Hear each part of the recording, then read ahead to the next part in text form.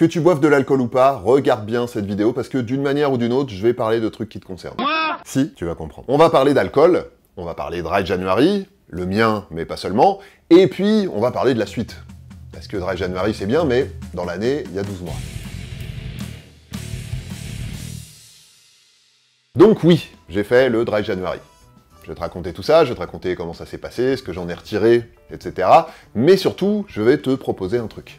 Donc, reste bien jusqu'à la fin. Et puis évidemment, je vais te parler d'alcool de manière un petit peu plus globale, mais avant ça, le message de notre partenaire. Tu le sais, si t'as suivi mes Dry Diaries sur TikTok, Insta et compagnie, pendant mon Dry January, j'ai cherché des boissons cool et sans alcool. Parce que bon, j'aime bien boire de l'eau, et c'est important d'en boire suffisamment tous les jours, mais au bout d'un moment, j'ai envie d'un truc à bon goût. Et bah, laisse-moi te parler de Oli. Oli, on a déjà travaillé ensemble, c'est des boissons en poudre. Il y a 3 gammes différentes, et moi, ma préférée, c'est la gamme hydratation. C'est sans sucre, avec des vitamines, des minéraux, etc.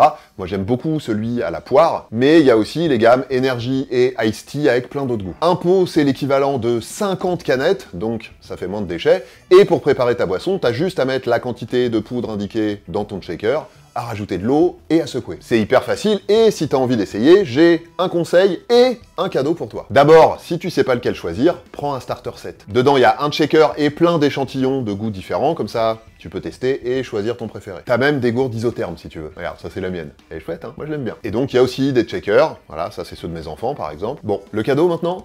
Allez, le cadeau. Avec le code DTC5, je t'offre 5 € de réduction sur ta première commande. Du coup, si tu prends le starter set hydratation, par exemple, eh ben, il te revient à même pas 20 balles. Et avec le code DTC, t'as 10% de réduction sur toutes tes autres commandes. Je t'ai mis le lien dans la description, si t'as envie de goûter, n'hésite pas. Bon, donc si tu me suis ici et sur mes autres réseaux, t'es forcément déjà au courant, vu que j'ai fait un journal de bord tous les jours pour te raconter tout ça, j'ai fait le Dry January. Et maintenant, c'est l'heure du bilan. Alors, avant de rentrer dans le deep, le rapport à l'alcool, etc., qu'est-ce qui a changé factuellement? Et bah j'avoue que je suis assez content parce que tous les trucs cool dont je t'avais parlé, tu sais, dans la vidéo qu'on avait fait avec Maxime juste avant de commencer, et bah ça m'est arrivé. Tout mon sommeil s'est amélioré, mais genre en quelques jours. Très vite, je me suis senti plus en forme, j'avais plus d'énergie, j'avais une meilleure mine, une meilleure peau, etc. J'ai meilleur moral aussi, et puis un truc que j'ai remarqué, c'est que j'arrive mieux à me concentrer quand j'écris, par exemple. Voilà, donc tout ça s'est arrivé très rapidement, et ça a duré vraiment tout le mois, c'est quand même sympa. Bon.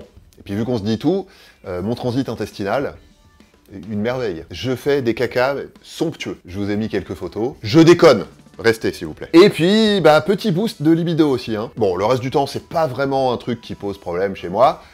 Mais là, vraiment, disons que j'ai quand même surpris ma copine en train de chercher des caches sur le bon coin. Bon, donc au niveau purement physique, bah évidemment, je peux pas savoir ce qui se passe exactement à l'intérieur de moi, mais normalement, un mois sans boire une goutte d'alcool, ça a dû faire du bien à mon foie, à mon cœur, à mes vaisseaux, etc., etc. C'est vrai que globalement, je me sens mieux. Et puis, j'ai perdu 2 kilos. Voilà, juste en arrêtant de boire de l'alcool et en me remettant à faire un petit peu gaffe à ce que je mange après les fêtes. C'était pas forcément le but initial, mais moi je prends, hein, c'est quand même pas mal. Et je me dis que peut-être, la prochaine fois, je ferai des examens, genre des prises de sang, etc., avant et après, pour avoir des chiffres et des données vraiment objectives sur tout ça. Mais bon, pour que tu te rendes compte à quel point mon expérience à moi peut s'appliquer à toi, c'est peut-être pas mal que je précise un petit peu ce que c'est ma consommation d'alcool en temps normal. Eh ben, disons que j'ai une consommation festive. Voilà, on va voir que ça veut pas dire grand-chose, mais au moins je pense que ça parle à tout le monde. Je bois pas tous les jours, je bois pas tout seul.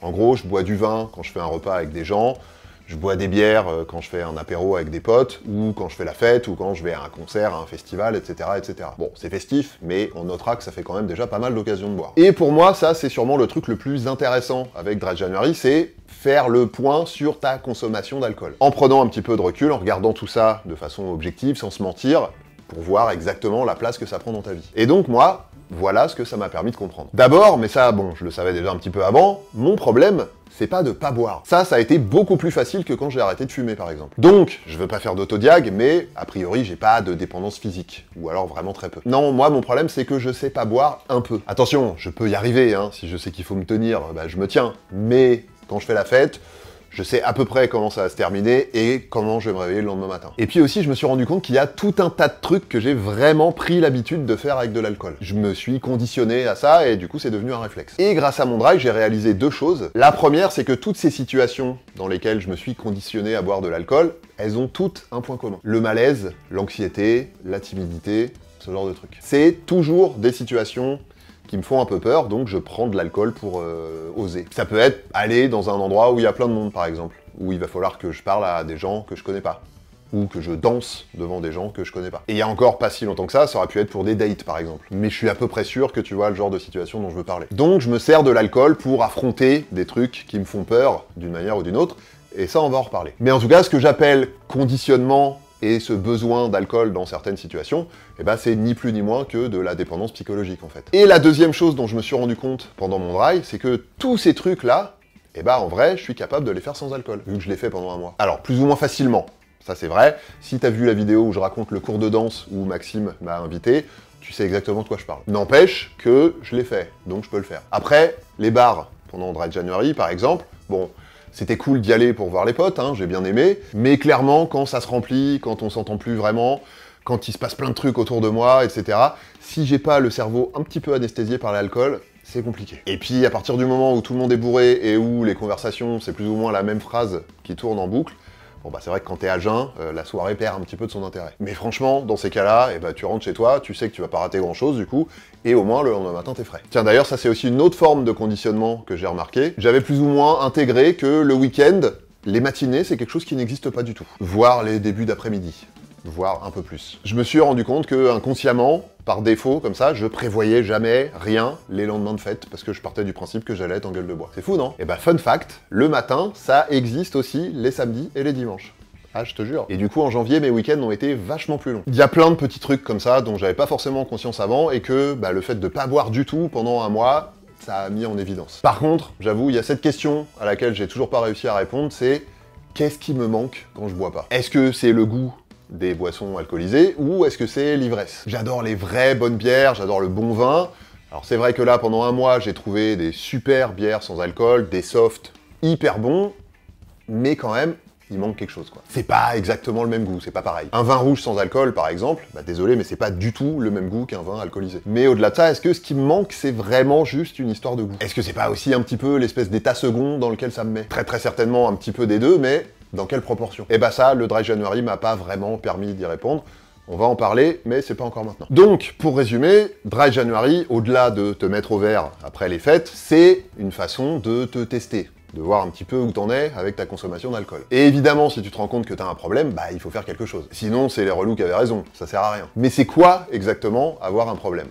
Eh bah, déjà, si tu veux savoir si t'en as un, je t'ai mis un lien dans la description pour que tu fasses un test. Tu vas voir, c'est hyper rapide et c'est très instructif. Je t'ai mis aussi un lien vers mes autres vidéos sur l'alcool, où j'explique un petit peu ce que c'est, justement, avoir des problèmes d'alcool. Mais je me doute bien que t'as envie d'avoir une réponse là, maintenant, donc, qu'est-ce que c'est avoir une consommation problématique d'alcool? Et bah, la question est simple, mais la réponse est complexe, donc on va voir les choses dans l'autre sens. On va voir ce que c'est une consommation raisonnable d'alcool. L'expression n'est pas de moi, hein, il y a tout un tas d'experts qui se sont penchés sur la question, et ce qu'il en est ressorti, c'est une espèce de consensus sur les chiffres suivants. Pour limiter les risques sur la santé, les cancers, les maladies cardiovasculaires, les problèmes neurologiques et de santé mentale, etc., etc., je te refais pas toute la liste, mais tu sais qu'elle est longue. Il faut pas boire plus de 2 verres par jour, il faut pas boire tous les jours, et il faut pas dépasser 10 verres par semaine. Si tu bois de l'alcool, hein, bien sûr, parce que c'est pas obligé non plus. Dans l'absolu, pour dire les choses de manière un petit peu cash, l'alcool, c'est une substance toxique dont notre corps a absolument pas besoin et qui commence à être nocif dès le premier verre. Donc, la vraie bonne consommation d'alcool, c'est 0 verre. Sauf que dans la vraie vie, les choses sont un petit peu plus nuancées. L'alcool, il y en a partout, c'est à tous les événements. Il y a cette histoire de goût, hein, c'est vrai que c'est bon, c'est agréable à boire. Et puis, on va pas se mentir, il y a cette sensation d'euphorie là, ça compte quand même pas mal aussi. Objectivement, bah, c'est malheureux, mais c'est quand même associé à tellement de trucs cool, c'est associé à tellement de bons moments qui nous font nous sentir bien. Et se sentir bien, c'est important aussi, hein, y compris pour la santé. Donc, voilà, une consommation raisonnable d'alcool, c'est les chiffres que je viens de donner. Et puis c'est vrai que l'alcool est vraiment partout, hein. Ça c'est un truc que le Dry January m'a fait vraiment réaliser. Et si je t'ai dit en intro que t'es concerné par l'alcool, même si tu bois jamais, bah c'est parce que déjà, en France, il y a 5 millions de personnes qui boivent de l'alcool tous les jours. Ça fait du monde quand même. Et il y a tous les autres aussi, hein, dont on va parler après. Et quand je te dis que l'alcool est partout, l'alcool, il est partout, tout le temps, dans les films, dans les séries, dans les mariages, dans les enterrements, les afterwork, etc., etc. Et en plus de ça, la pression sociale pour te faire boire, elle est immense. Celui ou celle qui boit pas, Déjà, il s'exclut du groupe, mais en plus, il casse l'ambiance. Ah, vous êtes devenu chiant. J'ai vu des réactions hyper vénères quand j'ai dit que je faisais un dry. Soit c'était « Ouais, mais non, mais ça me fait chier ton truc là, et puis de toute façon, moi j'en ai pas besoin. » T'en as tellement pas besoin que tu peux pas envisager d'arrêter de boire ne serait-ce que juste un mois.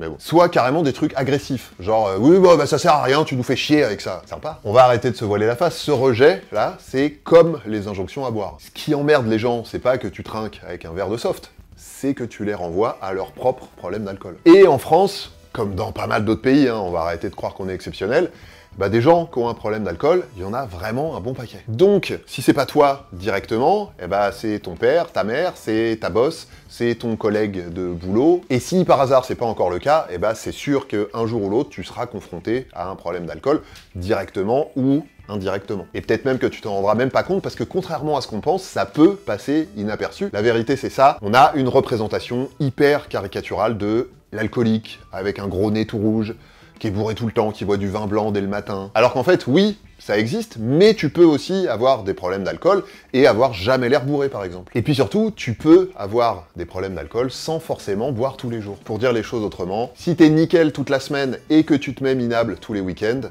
t'as un problème d'alcool. Si tu te dis que tu vas juste boire un verre ou deux et que tu finis complètement éclaté à chaque fois, t'as un problème d'alcool. Et j'ai pris ces deux exemples complètement au hasard, bien sûr. Non, c'est ironique. Hein. Bon, on va dire les termes. Je remplis exactement ces critères, par exemple. Je suis exactement comme ça. Donc, j'ai un problème d'alcool. Et toi, tu te situes où dans ce que je viens de dire là? Alors, je sais que ça va encore hurler dans les commentaires, que je vais me faire insulter même, parce que c'est comme ça à chaque fois que je fais une vidéo qui parle d'alcool. Mais écoute, tant pis. Tout ce que je dis là, c'est pas moi qui l'invente, hein, c'est des faits établis. Renseigne-toi un tout petit peu sur les addictions, tu verras. Et tu verras notamment que oui, tu peux avoir un problème d'alcool sans forcément être dépendant au sens où tu l'entends toi. Déjà parce que il y a la dépendance physique, hein, qui est celle à laquelle tu penses toi spontanément quand tu penses à alcoolisme, mais il y a aussi tout ce que tu soignes avec l'alcool. Avec l'alcool, tu soignes tes angoisses, tu soignes la tristesse, ton anxiété sociale, ta timidité, etc., etc. Tu les connais, toutes ces situations dont on parlait tout à l'heure que tu envisages même pas autrement qu'après avoir bu un coup. Bon, et bah, à partir du moment où tu as besoin de l'alcool pour quelque chose, c'est déjà un problème. Parce que tu utilises l'alcool comme un médicament. Donc, déjà à la base, il y a un truc à régler dont tu t'occupes pas du tout, tu te contentes de l'endormir avec de l'alcool. Mais en plus, l'alcool, c'est le pire médicament du monde. C'est quand même le seul médicament qui soigne un problème pendant quelques heures, puis qui l'aggrave pendant tout le reste du temps. Que ce soit conscient ou pas, on en prend pour calmer nos anxiétés, ou pour se remettre un petit coup de boost au moral quand ça va pas. Et c'est vrai que sur le moment, ça marche, hein. On se sent bien, on est joyeux, on rigole. Mais le lendemain, en vrai, on se sent encore moins bien qu'avant. C'est le pire anxiolytique et le pire antidépresseur du monde. Si on veut schématiser, voilà à peu près ce que ça donne. Là, c'est le moment où t'as un petit coup de mou, un petit coup de stress, etc. Donc, tu bois un coup, hop, ça va mieux, mais dès que t'as éliminé l'alcool, ça va moins bien qu'avant. Donc, bah t'en reprends, mais après, tu redescends encore plus bas, et ainsi de suite. Donc non seulement l'alcool te tire littéralement vers le bas, mais en plus, t'as remarqué, même le petit coup de mieux là que ça te met, et bah en fait c'est de moins en moins efficace. Donc t'es obligé d'en boire de plus en plus pour arriver au même résultat. Et bah ça c'est ce qu'on appelle le phénomène de tolérance, et c'est un des signes de l'addiction. Il y en a plein d'autres, hein, je t'en ai déjà parlé dans d'autres vidéos, je te remets les liens dans la description. Et du coup, le risque c'est de glisser vers l'addiction, vers la dépendance, y compris la dépendance physique. Et le problème, c'est que ça arrive sans que tu t'en rendes compte. Donc c'est important de temps en temps de faire le point sur ton rapport à l'alcool. Pourquoi tu bois, combien tu bois, etc. Pour pas t'en rendre compte une fois que c'est trop tard. Parce qu'une fois que la dépendance est installée, bah évidemment c'est plus compliqué. Et puis tout ce que tu t'es enfilé en attendant, ça a bousillé ta santé physique et ta santé mentale. Et ça risque de finir par bousiller tes proches aussi, c'est un fils d'alcoolique qui te le dit. Le truc à retenir, c'est un truc que je t'ai déjà dit ici, c'est ça. L'alcool, ça crée toujours plus de problèmes que ça n'en résout, vu que ça n'en résout jamais. Donc prends un petit peu de temps et pose-toi des questions sur l'alcool. Dry January, c'est un très bon moyen de faire ça, mais c'est pas une fin en soi. Ça dure qu'un mois, donc après on fait quoi? Moi par exemple, faire un dry, ça m'a permis de me rendre compte que, au fond, l'alcool, ça me manquait pas tant que ça. Mais la vérité, c'est aussi que je savais que ça allait durer qu'un mois. À long terme, est-ce que je suis capable de maîtriser ma consommation? Est-ce que je suis capable de mieux la contrôler? Est-ce que je suis capable de faire une soirée sans alcool de temps en temps, et puis le reste du temps, peut-être juste en buvant un verre ou deux?